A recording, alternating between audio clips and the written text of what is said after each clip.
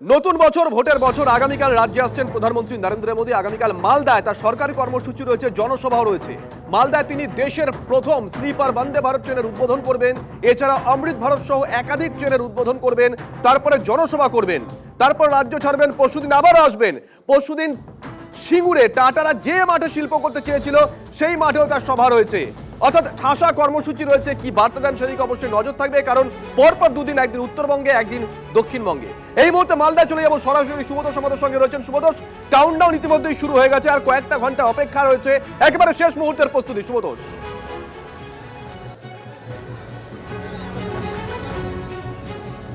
দেখো, এই মুহূর্তে এই কিছুক্ষণের মধ্যেই ঢুকে যাবেন রেলমন্ত্রী এবং তার জন্য রীতিমতো প্রস্তুতি শুরু হয়ে গিয়েছে। রেলের উচ্চপদস্থ আধিকারিক থেকে শুরু করে তোমাকে দেখায় সাধারণ মানুষ। এই যে তুমি দেখছো, পুরো 1 নম্বর প্ল্যাটফর্ম কিন্তু ব্যারিকেড করে দেওয়া হয়েছে এবং এখান থেকে এই ক্যামেরা পার্সন মুজিবরকে বলবো দেখাতে। এই দেখো বন্দে ভারত, যেটা কালকে প্রধানমন্ত্রী উদ্বোধন করবেন এবং সেই বন্দে ভারতের দাঁড় করে রাখানো হয়েছে। এবং 1 নম্বর যে প্ল্যাটফর্ম, যে রেলওয়ে ট্র্যাক, সেই জায়গাটা পুরোপুরি কিন্তু ঘিরে দেওয়া হয়েছে। দেখো সামনে ব্যারিকেড এবং তার সামনে বেলুন দিয়ে, ফুল দিয়ে সাজানো হয়েছে। তোমাকে এই মুহূর্তে, যেহেতু আমি এখন ঠিক বাইরে যেতে পারছি না, কিন্তু বাইরে মালদা টাউন স্টেশনের বিস্তীর্ণ চত্বর জুড়ে কিন্তু আলোয় আলোয় সাজিয়ে দেওয়া হয়েছে। শুধু তাই নয়, এখানকার যা লোক সংস্কৃতি, তার সমস্ত বিভিন্ন প্রতীকী মূর্তি তৈরি করা হয়েছে। এবং সেখানে চৈতন্যদেব, যেহেতু চৈতন্যদেবের সঙ্গে মালদা বা গৌরবঙ্গের একটা রিলেশন রয়েছে, চৈতন্যদেব এখানে এসেছিলেন, সেই ইতিহাস, সেই গল্প, সমস্ত কিছুই কিন্তু সেখানে তুলে ধরা হয়েছে। মুখা নাচ, গম্ভীরা নাচ ইত্যাদি যে লোক সংস্কৃতি, সেগুলো সাজানো হয়েছে। এখন একই সাথে কঠোর কঠোর নজরদারি, এবং এদিক থেকে ওদিক করা যাচ্ছে না।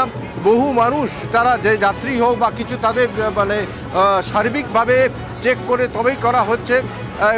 ওখানে তুমি দেখতে পাচ্ছ যে রেলওয়ে চেয়ারম্যান থেকে শুরু করে যে সমস্ত ডিআরএম তো আছেনই, এবং একই সাথে আরও সমস্ত আধিকারিকরা রয়েছেন এবং রয়েছেন সাংসদ খগন মুর্মু থেকে শুরু করে অন্যান্য বিজেপি রাজ্য এবং জেলার মানে শীর্ষ নেতৃত্ব রয়েছে।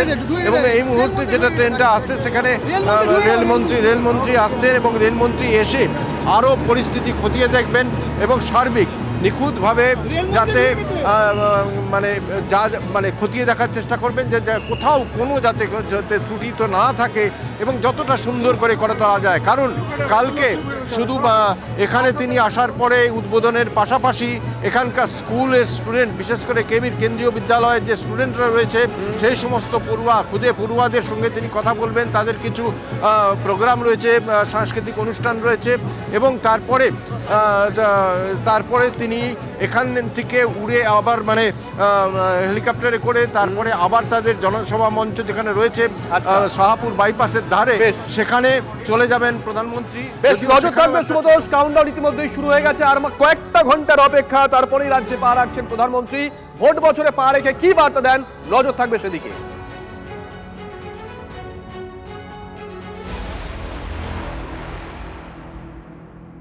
আর একেবারেই যেরকম আপনাদের সামনে আমরা তুলে ধরছি, আর মাত্র 17 ঘন্টা কয়েক মিনিটের অপেক্ষা। আগামীকালই দেশের প্রথম বন্দে ভারত স্লিপার পাচ্ছে আমাদের এই বঙ্গ, ভোটমুখী বঙ্গ।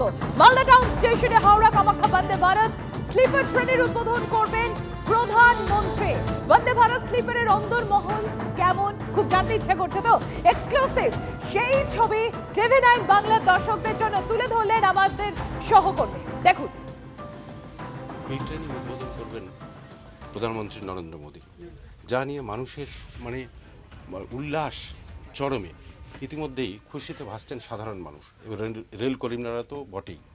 এই ট্রেনের ভেতরে আমরা ঢুকেছি, যেটা নতুন স্লিপার। আপনাদের দেখাই যে এখানে তারা এখনও পর্যন্ত সব পরিষ্কার পরিচ্ছন্ন কাজ করছেন। শেষ মুহূর্তে যা কাজ, সেই কাজগুলো তারা করে ফেলছেন, যাতে কোনো দিকেই কোনো ত্রুটি না থাকে। আমরাই প্রথম দেখাচ্ছি হয়তো এই স্লিপার ক্লাস। যেটা বন্দে ভারতে আগে কখনো ছিল না, যেটা প্রধানমন্ত্রী নরেন্দ্র মোদী এসে এটার উদ্বোধন করবেন। আমি দেখাচ্ছি প্রত্যেকটা সিট, এই সাইড সিটগুলো যেগুলো রয়েছে সেগুলোও কিন্তু অনেকটাই আলাদা। শুধু রঙের আলাদা নয়, তার জানালা থেকে শুরু করে তার আশেপাশের যা যা কিছু এবং চেয়ারের যে হাতল সেটাও কিন্তু ভিন্ন রকমের এবং অনেক সুবিধা দেওয়া হয়েছে। পাশাপাশি স্লিপার ক্লাসগুলোও কিন্তু এটা যেমন হয় তার থেকে অনেকটাই আলাদা, মানে সিটের যে আয়তন সেটাও কিন্তু তুলনামূলকভাবে আর একটু বেশি চওড়া। ফলে সব মিলিয়েই কিন্তু একটা অন্যরকম পরিষেবা, আরও উন্নত মানের পরিষেবা দেওয়ার একটা চেষ্টা করা হয়েছে এবং ফার্স্ট ক্লাসের ক্ষেত্রেও তাই। এটা তো সাধারণ স্লিপার, সেখানেও কিন্তু বন্দে ভারতের ক্ষেত্রে একটা অন্য পরিষেবা আর উন্নত মানের পরিষেবা দেওয়ার চেষ্টা করেছে রেল, এবং সেটাই আগামীকাল প্রধানমন্ত্রী নরেন্দ্র মোদী উদ্বোধন করবেন, যার দিকে তাকিয়ে আছে সকলেই। মালদা থেকে ক্যামেরায় মুজিবরের সঙ্গে সুব্রতোষ, TV9 বাংলা।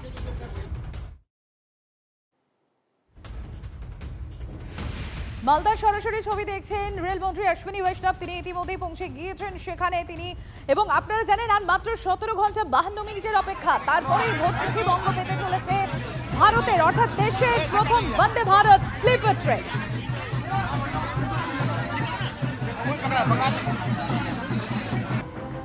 শাসক বলল খেলা আবার হবে, বিজেপিও তাল ঠুকলো। তাহলে রাজনীতির খেলা ভাঙার খেলা, আর রাজনীতির সেই খেলায় বিজেপি চড়া হিন্দুত্ব কাউন্টার করতে মন্দিরে কি ভরসা মুখ্যমন্ত্রী? দীঘার জগন্নাথ ধাম, নিউ টাউনে দুর্গাঙ্গন এবং তারপর শিলিগুড়িতে মহাকাল মন্দির। শিলিগুড়িতে মহাকাল মন্দিরের ভিত্তিপ্রস্তর স্থাপন, মাটিগাড়ায় 17 একর জমিতে মহাকাল মন্দির। 1 লক্ষ পূর্ণার্থী একসঙ্গে যেতে পারবেন সেখানে।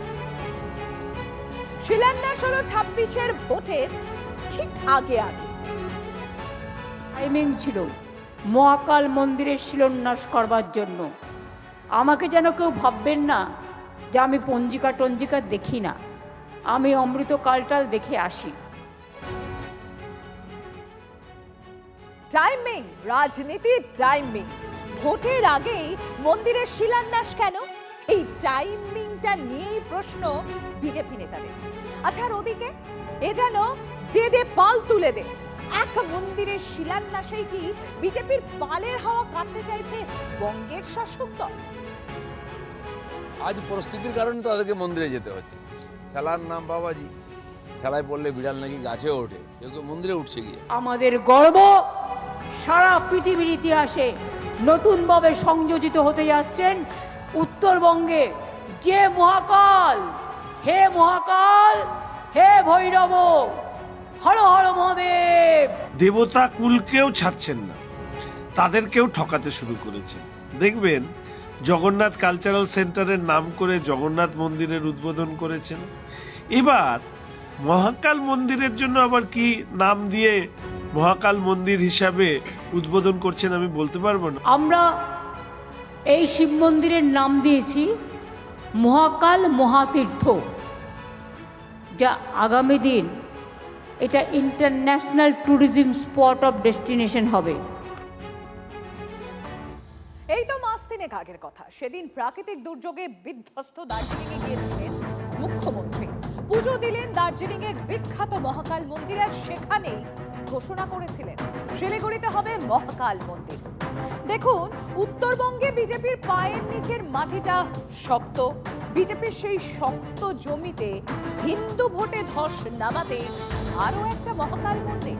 ভোটের রাজনীতি যদি নাই হবে, তাহলে শিলিগুড়িতে দ্বিতীয় মহাকাল মন্দির কেন করতে চাইছেন শাসক সুপ্রিমো? জায়গা দিয়ে দেওয়া হয়ে গেছে, টেন্ডার ফ্লোট করা হয়ে গেছে, জমি ভরাট ইমিডিয়েট শুরু হবে। কাজটা করতে যে 2-2.5 বছর সময় লাগে, বিরাট কাজ। এটা কিন্তু বিশ্বের অন্যতম বৃহত্তর শিব মন্দির হবে। যে মুখ্যমন্ত্রী হিন্দু ধর্মকে গঙ্গা ধর্ম বলেন, যে মুখ্যমন্ত্রী মহাকুম্ভকে মৃত্যুকুম্ভ বলেন, যে মহাকাল, হে মহাকাল, হে ভৈরব, হর হর মহাদেব, রক্ষা করো মহাদেব। যে মুখ্যমন্ত্রী রাম মন্দির নির্মাণের দিন পার্ক সার্কাসে মিছিল করেন, তাকে হিন্দুরা বিশ্বাস করে না। এই মহাতীর্থের দিনে 1 লক্ষ লোক আসতে পারবেন। কমপ্লেক্সের মূল মন্দির ছাড়াও মহাদর্শনের জন্য বিশ্বের উচ্চতম মহাকাল মূর্তিও আমরা তৈরি করছি। উনি এখন হিন্দু ভোট পাওয়ার জন্য চারিদিকে নারকেল ফাটিয়ে বেড়াচ্ছেন, কিন্তু ট্রেন ছেড়ে গেছে। তৃণমূল বিধায়ক মনিরুল ইসলাম তিনি আরো বেপরোয়া। তিনি বলছেন এবার তিনি অচল করে দেবেন এলাকা। তিনি বলছেন অনুগামীদের নিয়ে বিডিও অফিস তাণ্ডবের পর এবার ফারাক্কা অচল করে দেবেন বলেছেন তিনি। শোনাবো আপনাদের। আমাদের তৃণমূলের তরফের থেকে আমি যদিও এসপি লেভেলে কথা বলেছি, ওপরেও কথা বলেছি, আর যেন এই বিডিও অফিসে যে ঘটেছে এটা জনবিস্ফোরণ হয়েছে, মানুষের বহিঃপ্রকাশ হয়েছে। এর বাইরে যদি একটা লোককে গ্রেপ্তার করা হয় তাহলে কিন্তু ফারাক্কা ব্লককে অচল করে দেওয়ার কথা কিন্তু আমি বলেছি। তার জন্য কথা দিয়েছে, যা হয়েছে হয়েছে, আর কাউকে আমরা ধরপাকড় করবো না। গণতন্ত্রের পদ্ধতিতে আমরা আন্দোলন করব। আইপ্যাক কাণ্ডে তৃণমূলের বিরুদ্ধে আক্রমণের সুর চড়ালো বিজেপি। রীতিমতো তোপ দাগলেন শুভেন্দু অধিকারী, কটাক্ষ সুকান্ত মজুমদার। তৃণমূল মানে চোর আপনারা জানেন, আমরা জানতাম কয়লা চুরি, বালি চুরি, বীরভূমের পাথর চুরি, বাংলাদেশ বর্ডারে গরু পাচার, শিক্ষকের শিক্ষাকর্মীর চাকরি চুরি, বারাসাতে মরে যাওয়া লোকের চোখ চুরি। আমরা কয়েকদিন আগে দেখলাম রাজ্যের মুখ্যমন্ত্রী ফাইলও চুরি করেন। আর গতকাল সুপ্রিম কোর্টে দেখলাম ইডির লয়ার বলছে পশ্চিম বাংলার মাননীয় মুখ্যমন্ত্রী শুধু ফাইল নয়, ইডির মোবাইল ফোনও চুরি করে নিয়ে চলে গেছে। মুখ্যমন্ত্রীকে তো প্রশ্নের উত্তর জবাব দিতে হবে। আপনি বলতেন আমি বাঙালির জন্য আছি, বাংলাকে রক্ষা করার জন্য বুকের রক্ত দিয়ে দেব, তাহলে আজকে আপনি আপনার দলের বাঙালি নেতাদেরকে বাঁচাতে গেলেন না, বহিরাগত প্রতীক জৈন্যকে বাঁচানোর জন্য আপনি পুরো কোমর বেঁধে শাড়ি পেঁচিয়ে কোমরে লাগিয়ে যেভাবে ঝগড়া করে আমাদের মাসিমা পিসিমারা, সেইভাবে ঝগড়া করতে আপনি ইডির সাথে চলে গেলেন। মামলা কে আহে, কি ব্যাপারটা কি, ধান্দাটা কোথায়? বললাম না, তেরে মেরে বীচ মে কেসা হে বন্ধন অঞ্জানা, মানে তোমার আর আমার মধ্যে সম্পর্কটা কি, এটা অঞ্জানা। অঞ্জানা নয়, সবাই জানে, বাপ বাড়া না ভাইয়া, সবসে বড়া রুপাইয়া।